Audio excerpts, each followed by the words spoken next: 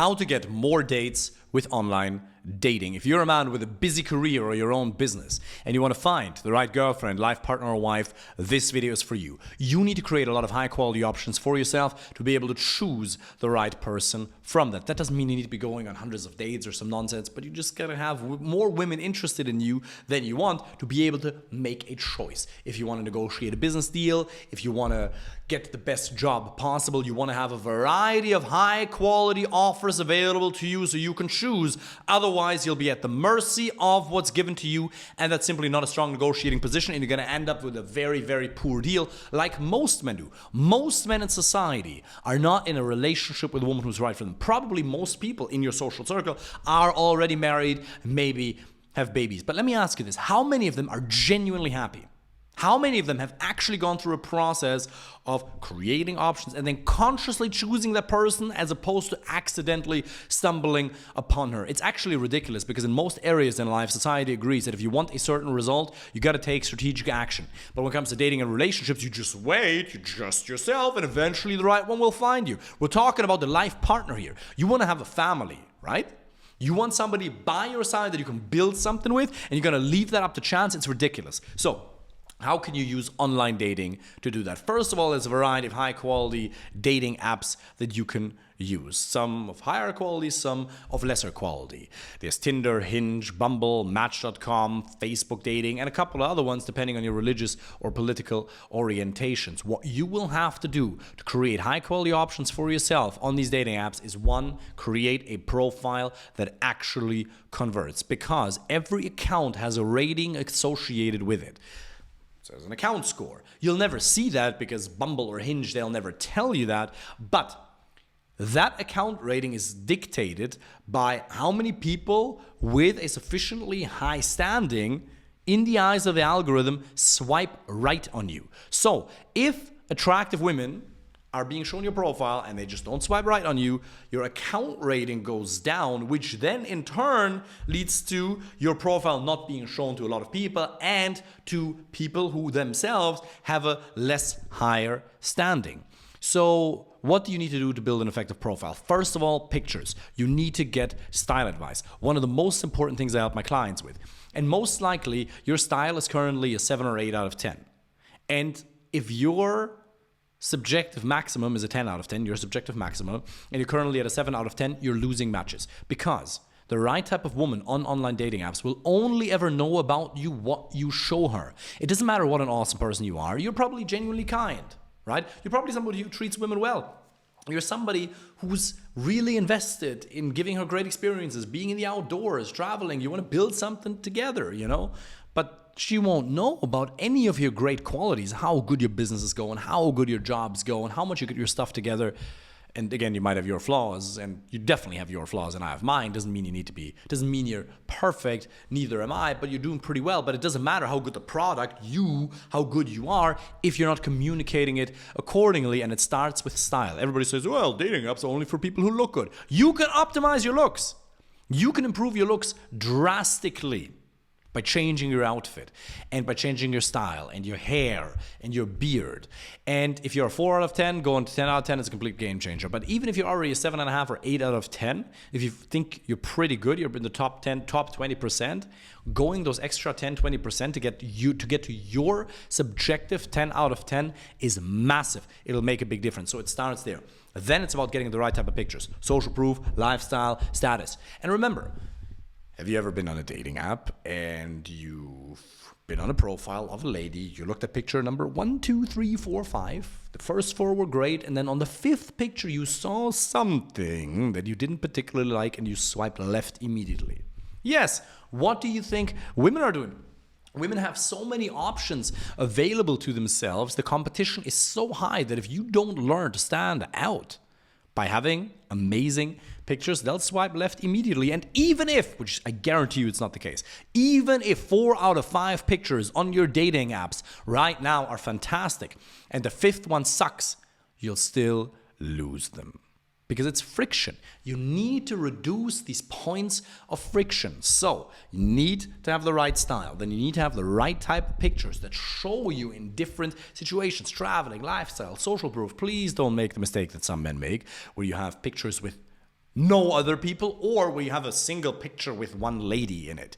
Because if you have a picture with one other woman, women are immediately going to conclude that you either want threesomes or that it's your ex and you're just being weird and not socially calibrated. You're demonstrating an utter lack of social awareness by being there with that lady, because she'll be confused. Okay, he wants threesomes, or it's his ex, and that's just weird, you know? So you got to keep that in mind. There's a million mistakes you're probably currently making on these dating apps. These are just some, but you have to build the right type of pictures. It's 89% of the game. 90%, probably 90% of the game is getting the right type of pictures, the right angles, the right shoots. The right shots, the right setup, the right lifestyle components, the right status, the right social proof. And again, before we get to the end of this video, there's a lot more gold nuggets in here for you. So whether you're listening to this on Spotify or you're watching the YouTube video, do stick around, because you'll get a couple of gold nuggets here. But if you want me to help you with that personally, apply for a free initial consultation call. It's one of the biggest components of my coaching program. Yes, we'll obviously teach you how to meet women in real life, but online dating is a huge component. 60-70% of my clients, who are usually men with very successful careers, very successful businesses, meet their partner. 60 to 70% of them meet their wife, girlfriend, life partner through online dating apps. So apply for a free initial consultation call with the link underneath this video. Let's continue. So you build that. Now, when it comes to prompts, there's a couple of things you'll have to pay attention to. On Hinge, there is a section called self-care, I believe. Avoid that at all cost. Prompts that you have on Bumble and Hinge have to be lighthearted and fun. And I was actually on a coaching call with a couple of clients earlier, and one of the guys, project manager in finance, I believe that's his title, super intelligent guy, got an amazing voice on top of that, by the way, as well. But his prompts were an utter, some were great, but some were an utter disaster. And he was using emojis that made him look like a 13-year-old teenager. Don't communicate like a 13-year-old teenager. Don't use emojis. There's 2 emojis you can use in your communication with women, not on prompts. No emojis on prompts. But in your communication with women, there's 2 that you can use. 2.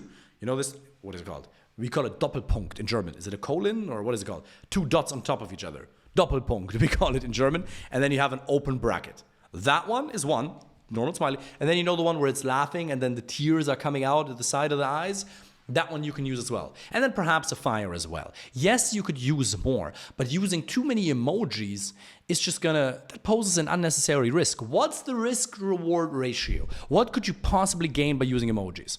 Not a lot. The probability she's going to want to meet you for a date doesn't necessarily increase drastically, or at all for that matter, just because you're using emojis. But on the other hand, if you use the wrong emojis, it can really decrease her perception of you in terms of masculinity. And you might send the wrong signals. So there's so many mistakes you could be making on online dating apps or in your communication with women with emojis that I would encourage you to cut it out. Use these 2, and that is about it. So back to prompts. Lighthearted and fun, and absolutely ignore the self-care section on Hinge, because a lot of people, they talk about their problems, they make it way too serious, and that's not great. Lighthearted, fun, and playful. Now you might say, David, I actually really like having deep and meaningful conversations with women. And that's amazing. I do that too.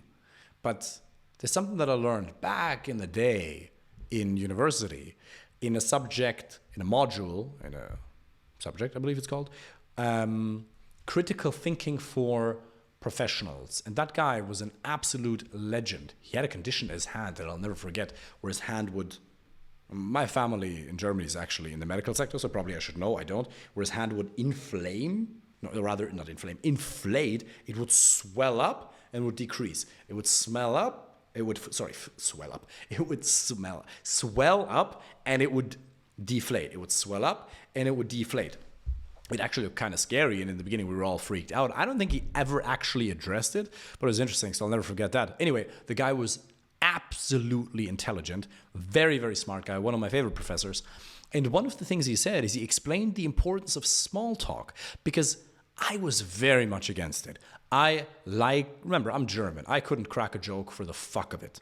My father, one of the most intelligent people I know, he's super joyful, super happy as well. He cracked maybe 2 or 3 jokes in his life. Maybe not really, because Germans, some more so than others, but let me tell you something, in comparison to Irish people, Germans have no sense of humor whatsoever. So I wasn't particularly good at humor, sarcasm, or the likes of that. And I did not understand the importance of small talk and keeping things fun and lighthearted, because I always liked personal development. I always liked going deep with people and having meaningful conversations, which is something that I've heard from a lot of my clients over the years as well. But he said the importance of small talk is the following. You extend a little bit. You give the other person something and you see how they react. And then you assess their character based on how they communicate. And then you give them a little bit more and a little bit more. But you communicate in a safe way. And it's not that you're paranoid or that you think people are going to hurt you or take advantage of you. It's not a defensive tactic at all. But it's really a way of getting to know the other person step by step. And I think that's definitely part of it.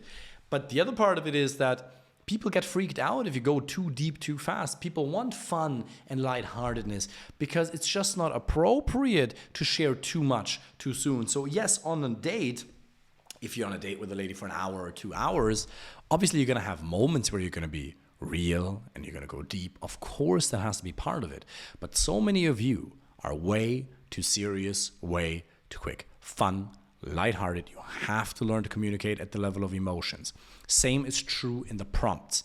Fun, lighthearted, same in the profile description. Of course, you're not supposed to make stuff up. You're not supposed to be a comedian either. You don't need to be particularly funny either. Don't think you have to be a stand-up comedian or particularly funny for women to get attracted to you. That's not the case at all. But it has to be fun and playful and lighthearted. Fun is not the same thing as funny. It's just fun and lighthearted.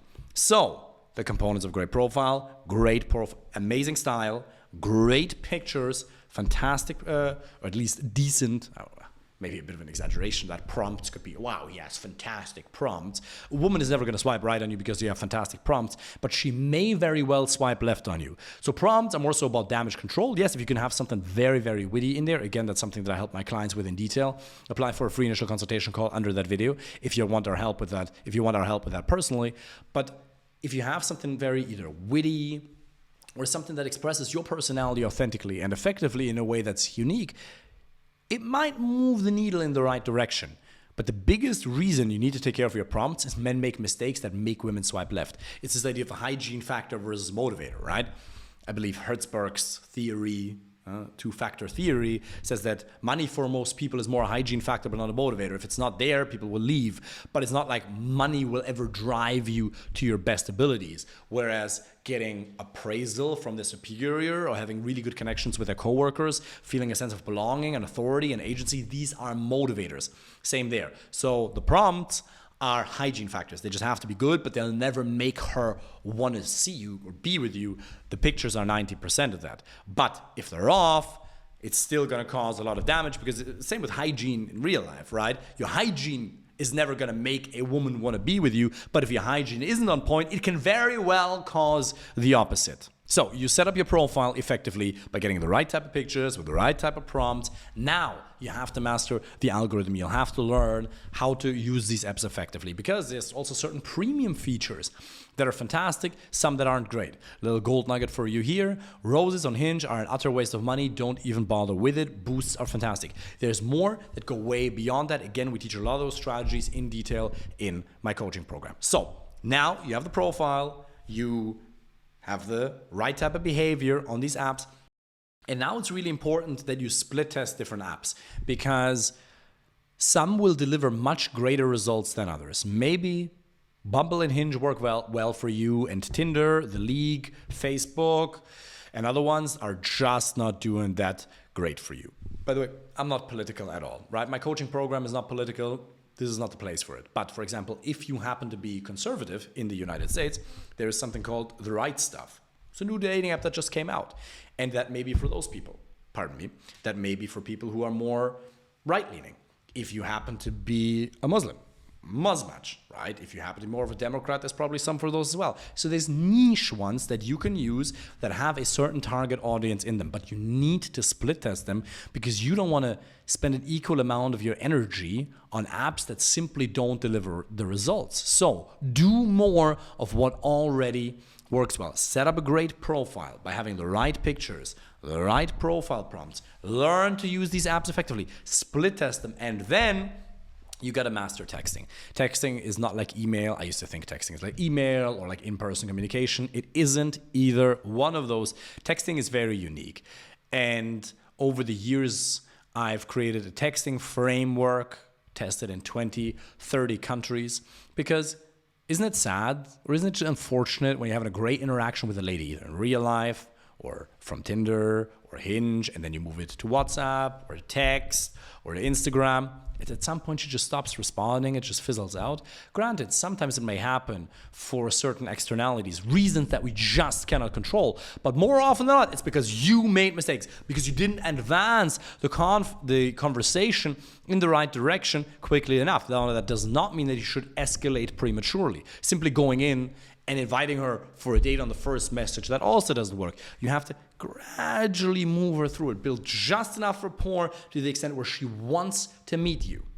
And then you make the magic happen on the date. So if you're a man with a busy career, your own business, and you want to find the right girlfriend, life partner, or wife, apply for a free initial consultation call. It's a free call. Even just that call, you're going to learn things you're not going to learn anywhere else. I promise you that. Apply. My team is going to reach out. They're going to do a little call with yourself, and then they're going to schedule something for the two of us to have a personal conversation. If you want to find somebody and you don't want to waste the next 5 to 15 years, let me help you with this. I've done it successfully. Watch the testimonials on my website, listen to other podcasts, watch more YouTube videos, check out Instagram Reels. Yeah, what else can I say? Click the link right now, apply for a free call. Looking forward to seeing you soon. Take care.